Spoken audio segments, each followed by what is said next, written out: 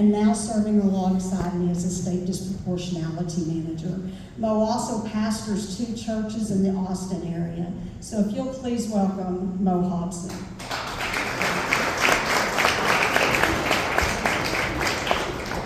Thank you, Sherry Beth. Of course, at this moment, I'm going to ask all of you to open up your heart, right? Open up your heart. Hear what Sherry Beth just said a few moments ago. And we look at the data, we see numbers, but I really want you to take a moment and think through the children that some of you may work with, the children that you may see in your own communities running around playing hide and go seek, or even those that sit in front of a console and play PS5 or Xbox. Again, think of those children and really the outcomes we would want for each one of those children. Again, I'm an exception.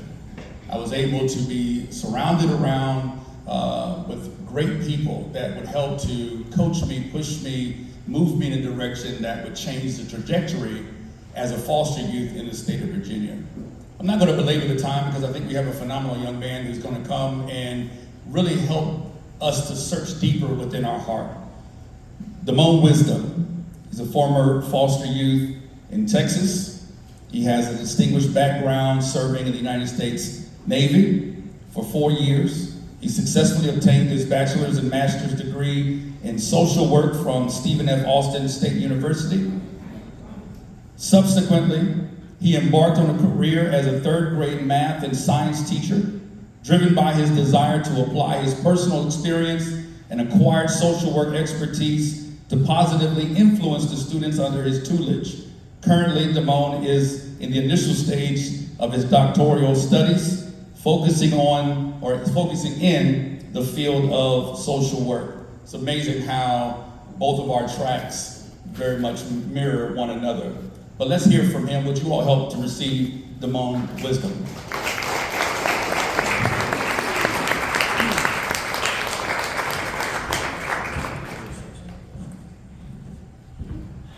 All right. Greetings and salutations. How's everybody doing? All right.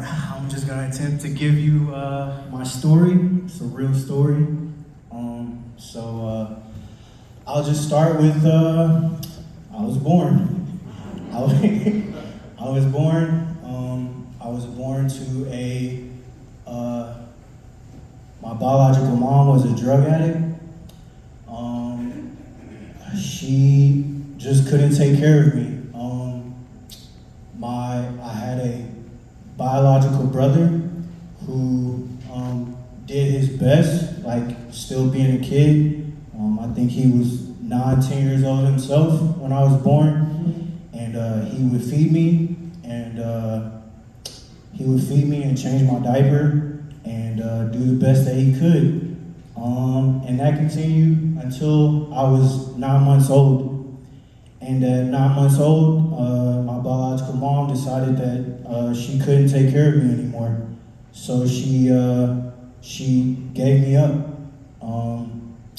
The story was that CPS came and took me away, but that's not the real story, and I'll go into that later. But as a foster kid, you can imagine, when I was given up, I had cigarette burns all over my body.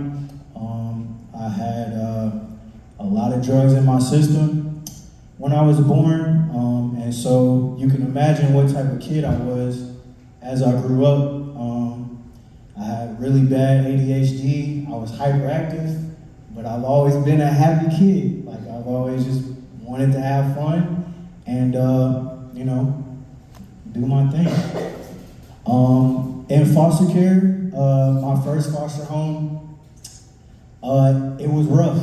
It was very hard because my foster mom didn't know what to do with me. Like, I had a lot of energy. I wasn't a bad kid. I didn't get into bad things. I was very creative. I always wanted to be like learning and doing stuff. I was just different. She didn't know what to do with me. This led to her, I'm just gonna be honest with y'all. I got beat up a lot. That's just a simple way to put it. I was just physically abused in foster care, and that was pretty hard. There were many moments where I just didn't want to be alive anymore. And for a kid, you kind of understand it, but you don't really. You just know that, man, it feels like I'm in a spot where nobody wants to take care of me. Nobody understands me. Of course, I was asking the question, why did my biological mom, why'd you give me up? You know? And those are questions that I asked once my first foster mom told me that she wasn't my real mother. And that was hard. And so immediately when that happened, the first thing I want to do is I want to find out who my real mom is. That's what I want to know. Where is my real mom, and what is she like? My foster mom put me in a situation where my foundation has always been God.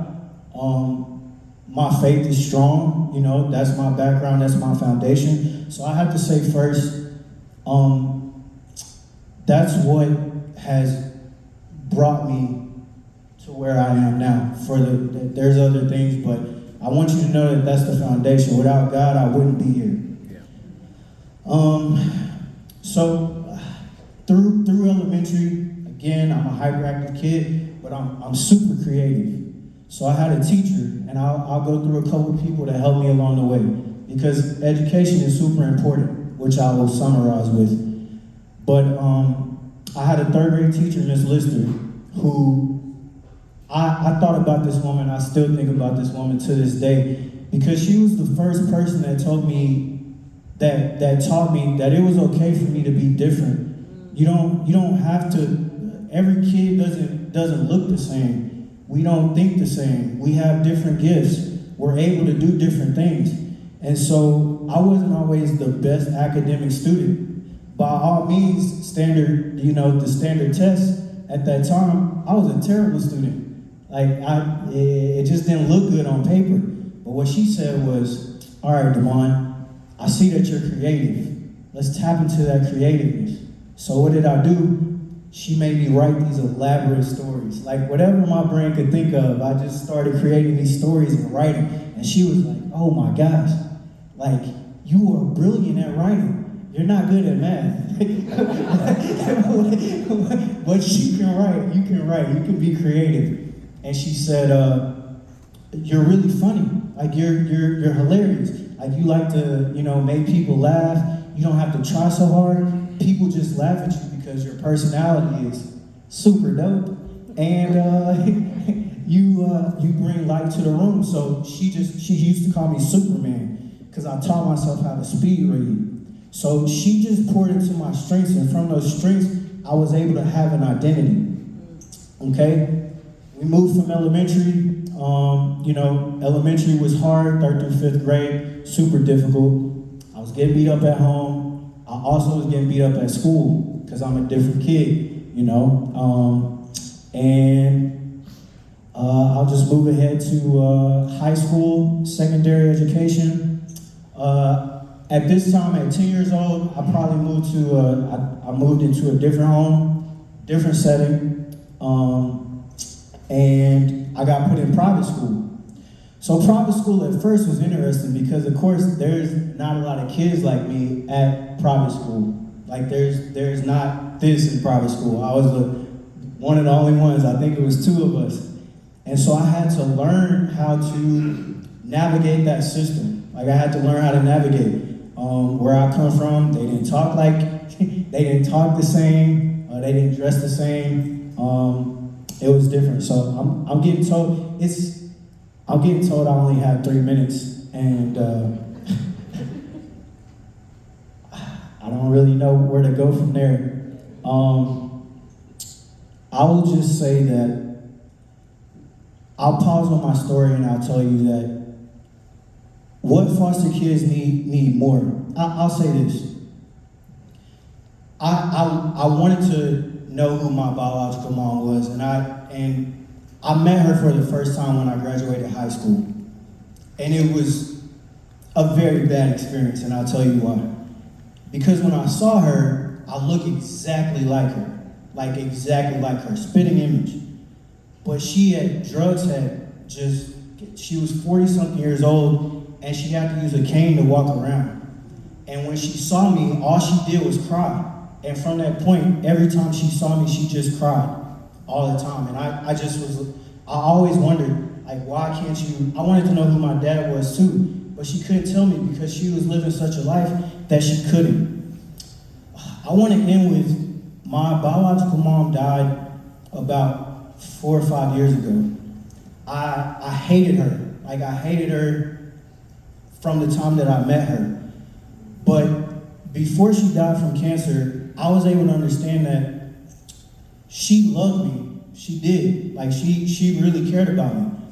But because of what had happened in her childhood, she didn't know how to take care of a kid. She didn't know how to love. She still didn't know how to love at that point in her life. And it gave me the opportunity to forgive her and give me a sense of purpose after that. Because before that, I was super lost. I thought nobody loved me, nobody cared about me. People were along the way, but I couldn't receive that love because from that point, I just didn't know how. So I'm going to end with saying that a lot of my foster brothers and sisters, especially the minorities, they didn't make it. They either died or they're in jail, in prison for a super long time. What we need most is a reason to live. Like, we need skills. We all experience like super traumatic stuff as a child. And as a child, you don't know how to handle those things. You experience them, but nobody tells you how to work. It's gonna be okay, it's not good enough. Just going to a counseling session and not being asked the right questions to get down to like what is really going on with you is not enough. We need more teachers. Really, I'll end with this. It takes what community used to be. The church, the school, everybody working together, the home. Like, kids need support in all of those. It's not gonna break through those traumatic experiences that they've experienced from one person. It can't just be the church. So that's all I wanna focus in on that is that it just needs to be support. And when you see these kids, just remember that they've seen in real time, it's not a movie, some very horrific things. And just imagine carrying that for the rest of your life. And then you get to a point where somebody says, well, what have you been doing all this time? Nobody taught me how to deal with this. And by the time somebody really looks at it, I'm not saying it's too late, but you got a lot of layers to get through at that point. So I'm just gonna leave it there. I appreciate y'all. Thank you for your time.